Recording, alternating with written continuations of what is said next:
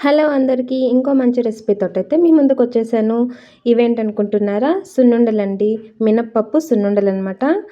పొట్టు మినపప్పుతోటైనా చేసుకోవచ్చు. ప్లెయిన్ మినపప్పుతోటైనా చేసుకోవచ్చు. నేనిక్కడ ప్లెయిన్ మినపప్పుతోనే చేశాను. సో, చాలా టేస్ట్ అయితే చాలా బావుండే. సో, తప్పకుండా చేయండి. బెల్లమేసి చేస్తాం కదా! ఇంకా తెలిసిందే యాజ్ యూజువల్ బెల్లంతో ఏం చేసినా చాలా టేస్ట్‌ఫుల్‌గా ఉంటుందనమాట. సో, ప్రాసెస్‌లోకి వెళ్ళిపోదాం. ఈలోపు నా ఛానల్‌ని ప్లీజ్ సబ్స్క్రైబ్ చేసుకోండి, లైక్ చేయండి, షేర్ చేయండి, కామెంట్ చేయండి. ఖచ్చితంగా సబ్స్క్రైబ్ చేసుకోవడం మాత్రం మర్చిపోకండి. ఇలాంటి వంటలు చాలా ఉన్నాయి మన ఛానల్‌లో చూడండి. స్నాక్‌కి కావచ్చు, కర్రీస్ కావచ్చు, ఇంకా మంచి మంచి వీడియోస్ చేయడానికి ట్రై చేస్తాను. జస్ట్ సింపుల్ 3, 4 ఇంగ్రీడియెంట్స్ తోటే కంప్లీట్ అయిపోయే వంటలు చాలా ఉన్నాయి. అందులో ఇది కూడా ఒకటనైతే నేను చెప్తాను. హెల్త్‌కి హెల్తీ, ఇంకా టేస్ట్‌కు టేస్ట్ అనమాట. సో, ప్రాసెస్ ఏంటంటే ఫస్ట్ అయితే కడాయి పెట్టేసుకొని స్టవ్ ఆన్ చేసేసుకొని అందులోకి ఆయిల్, ఘీ ఏం అవసరం లేదు. జస్ట్ ప్లెయిన్ మినపప్పు మాత్రమే 1 కప్ అయితే వేసుకొని బాగా రోస్ట్ చేసుకోవాలి. సిమ్‌లోనే పెట్టుకొని రోస్ట్ చేసుకోవాలనమాట. ఒక 20, 30 మినిట్స్ మనం కాదనుకోవాలి. ఎందుకంటే అవి సిమ్‌లోనే ఉండి మంచిగా ఇలా వైట్‌గా ఉండేటివి కలర్ చేంజ్ అయిపోయి రెడిష్‌గా అవ్వాలనమాట. మరి రెడ్ కాదు, గోల్డెన్ కలర్ అనుకోండి. అలా అయ్యేదాకా మనం సిమ్‌లో పెట్టుకొని ఓపికతో కలుపుకుంటూ మంచిగా రోస్ట్ చేసుకోవాలనమాట. ఎందుకంటే ఇవి సిమ్‌లో పెట్టుకొని రోస్ట్ చేసుకుంటేనే టేస్ట్ అంతా ఉండేది సున్నుండలకి ఇక్కడే అనమాట ప్రాసెస్. ఫస్టు వేంపుకోవడంలోనే మిగతాదంతా నార్మల్‌గా మిక్సీ పట్టేస్తాం, ఉండలు చేసేస్తాం, బెల్లం ఏసేస్తాం అలా కాదు. ఇక్కడ మనం ఎంత జాగ్రత్తగా అయితే సిమ్‌లో పెట్టుకొని రోస్ట్ చేసుకుంటామో, వేంపుకుంటామో అంత టేస్ట్ వస్తదనమాట లడ్డూకి. సో, ఇక్కడ మీరు చూస్తున్నట్లయితే మెల్లమెల్లగా మన కలర్ మినపప్పు కలర్ అయితే చేంజ్ అవుతూ ఉంది. నేనైతే చాలా ఓపికగా చేస్తున్నా. ఫస్ట్ టైమ్ చేసినప్పుడు యూట్యూబ్‌లోనే చూసి ఇలానే చేశా. చాలా టేస్టీగా వచ్చింది. సెకండ్ టైమ్ ఏం చేశానంటే ఫస్ట్ టైమ్ చేశా కదా! అంతే కదా! అనుకోని చేశాను. లక్కీగా ఆ రోజు మా బ్రదర్ వచ్చారు. ఫ్లాప్ అయిందనమాట. సున్నుండలు ఫ్లాప్ అయ్యాయి. ఎందుకంటే ఆ రోజు నేను ఫస్ట్ టైమ్ చేసినప్పుడు అక్షు జస్ట్ పాకే బాబు. నాకేం డిస్టర్బ్ కాలేదు. సెకండ్ టైమ్ నన్ను హడావిడి పట్టించేసాడు. అప్పుడప్పుడే నడుస్తున్నాడు బాగా. సో, నేనేం చేశానంటే ఫ్లేమ్ మంచిగా పెట్టేసి అలా ఇలా రోస్ట్ చేసేసాను. అవి ఎక్కువగా వేగలేదు లోపల. సో, అది కాస్త పచ్చి పచ్చిగా అనిపించింది తిన్న తర్వాత. సో, అందుకని ఈసారి ఖచ్చితంగా వాడు పడుకున్నప్పుడు నిమ్మలంగా చేసుకున్నా. బట్ చేసి అయిపోయాక లేసేసాడనుకోండి సగంలోనే వేంపుకునేదాకైతే ఉన్నాడు. నాకది చాలు. అందుకనే మంచిగా వేపుకోవాలి. చాలా ఓపిక, పేషెన్స్ తోటైతే వేంపుకోవాలనమాట. కలర్ చేంజ్ అయ్యేదాకా సిమ్‌లోనే పెట్టుకొని. సో, చూసారు కదా! కలర్ అయితే ఇలా చేంజ్ అయిపోయినాయి. వీటిని చల్లారనిద్దాం ఇప్పుడు. సో, చల్లారుతున్నాయి. చల్లారిపోయినాయండి. మంచిగా చల్లారిపోయినాయి కదా! కంప్లీట్‌గా చల్లారిపోవాలి. బాగా చల్లగా అయిపోవాలి. సో, అప్పుడు మాత్రమే మిక్సీ పట్టేసుకోవాలి మనము.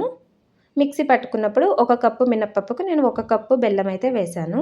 ముందుగానే మంచిగా పౌడర్‌లాగా చేసేసుకొని బెల్లంని తర్వాత మిక్సీ ఇవి పట్టేటప్పుడు ఒక కప్పుతోటి కొలుచుకొనైతే ఆ పొడినైతే వేసేసుకొని మంచిగా బెల్లం ఏసేస్తున్నా. ఇప్పుడు మీరు ఇలాచీ కూడా వేసుకోవచ్చు. నేనైతే ఇలాచీ ఏమి వేయట్లేదు. కంప్లీట్ చల్లగా అయిపోయినంక మనం మిక్సీ వేసాం. అయినా సరే బెల్లం వేస్తాం కదా! ఏమన్నా అంటుకున్నట్లు అవుతది. సో, ఒకసారి మధ్యలో తీసుకొని, ఒకసారి మిక్స్ చేసుకొని, ఏమన్నా అంటుకుంటే వాటినంతా కంప్లీట్‌గా క్లీన్‌గా తీసేసుకొని, మళ్ళీ మిక్సీ పట్టేసుకోవాలనమాట. సో, ఇప్పుడైతే ఎంతవరకు మనకు వీలవుతుందో అంతగా పౌడర్ చేసేసుకోవడమే. అంత ఫైన్ పౌడర్‌లాగా మనం మిషన్‌కిస్తే అయినట్లయితే అవ్వదు. ఎందుకంటే, ఇంట్లో వేస్తాం కాబట్టి అంత ఫైన్‌గా అవ్వదు. మనమేం జల్లెడ కూడా పట్టాల్సిన అవసరం లేదు. సో, ఎంతవరకు మనకు వీలవుతుందో అంతగా మంచిగా వేసేసుకోవాలి మిక్సీని. సో, ఇప్పుడైతే అదంతా ఒక బౌల్‌లోకి వేసేసుకొని, ఇప్పుడు కాచి చల్లార్చిన నెయ్యి. నేనైతే ఇవి 1 కప్ అయింది కదా! ఒక ముప్పావు కప్ అయితే వేడి చేసుకున్నాను. తక్కువైతే మళ్ళీ చూద్దాం అని చెప్పి. సో, మంచిగా ఇలా వేసుకొని కొద్ది కొద్దిగా వేసుకుంటూ అయినా ఉండలు చుట్టుకోవచ్చు. మొత్తానికి ఒకేసారి వేసేసైనా కలుపుకొని ఉండలు చుట్టేసుకోవచ్చనమాట. సో, ఫస్ట్ అయితే నేను కొద్ది కొద్దిగా వేసుకొని ఎలా వస్తాయని చూశాను. సో, చూడండి మంచిగానే వస్తాయి. నెయ్యి కూడా వేడి చేశాక కంప్లీట్‌గా చల్లగా అయిపోవాలి. వేడిగా అస్సలు ఉండకూడదనమాట. సో, కంప్లీట్‌గా ఇలా నేను ఒక 3, 4 అయితే ఇలా నెయ్యిని కొద్ది కొద్దిగా యాడ్ చేసుకుంటూ, కొద్ది కొద్దిగా కలుపుకుంటూ ఉండలైతే చేశాను. తర్వాత లాస్ట్‌కి మొత్తం నెయ్యిని యాడ్ చేసేసి మొత్తం ఒకేసారి కలిపేసి అప్పుడు చేశాను. కాస్త నెయ్యి ఎక్కువైంది. బట్ కాస్త డ్రై అయిపోయిన తర్వాత అయితే మళ్ళీ నార్మల్ షేప్‌లోకి నార్మల్‌గా అయితే వచ్చేసింది కన్సిస్టెన్సీ పిండైతే. ఇంత సింపుల్‌గా వంటలైతే ఎంత మిస్ అవుతాం కదా మనం.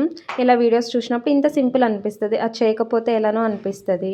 సో, నేను చాలా రోజుల తర్వాత రియలైజ్ అయ్యి కిచెన్ నాకొచ్చిన తర్వాత అంటే ఆఫ్టర్ మ్యారేజ్ అనమాట. చాలా నేర్చుకున్నాను. చాలా వంటలు. అసలు వంటలంటే నాకెంత ఇష్టమైపోయిందంటే అంత ఇష్టమైపోయింది. అందుకని ఎప్పుడు ఏదో ఒకటి చేస్తూనే ఉంటా ఇంట్లో అయితే. అస్సలు ఖాళీగా రైస్ చేసేసి, కూర చేసేసి అలా అస్సలు ఉండను. ఏదో ఒకటి ఉంటది. సో, ఇప్పుడైతే ఇలా చేశాం కదా! ఇప్పుడు మొత్తం నెయ్యినైతే యాడ్ చేసుకొని కలిపేస్తున్నాను. కాస్త నెయ్యి ఎక్కువైపోయింది. నాకు కాస్త మెత్తగా అయినట్లు అనిపించింది. సో, బట్ ఇంకొంచెం కాస్త డ్రై అయిపోయేసరికి పర్ఫెక్ట్‌గా వచ్చేసినాయన్నమాట లడ్డూలైతే. మెత్తగా అయిన తర్వాత కాసేపు అలానే పెడతాం కదా!